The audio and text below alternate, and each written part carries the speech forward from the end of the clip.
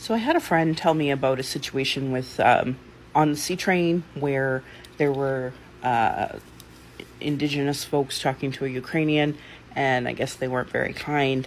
And so I had said, they asked me if I had any suggestions. And I said, well, every single podcast I have has an bystander intervention toolkit that I personally think every single person on the planet should read. So I gave them that resource, and I shared it in the hopes that other folks would be intrigued enough to read that bystander toolkit. But what I ended up getting was a comment saying, well, you should call the police because, what the white man did centuries ago. And I was like, whoa. So obviously new person, and I want to welcome new folks. But years ago, we actually did a book on Indigenous policing by the Canadian state and how it continues today.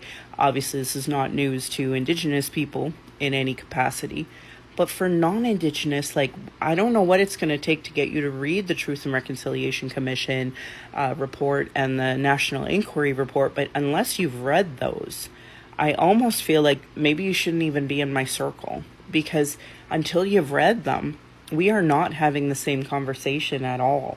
And the fact that your go-to, despite all of the years of Black Lives Matter and Indigenous people talking about the issues that we're experiencing with over-policing, the fact that it is still the go-to to say that is really disconcerting for me, because I feel like we're not making the progress that we need to with our so-called allies. I don't like that term, and I don't believe it's true, because clearly this person is not actively learning, but also didn't take the time to read the bystander toolkit, right? And there's lots of agencies and a lot of movements from the Black Lives Matter movement that have lots of toolkits, including the LGBTQ2+. They have toolkits on how to engage and why not to call the police.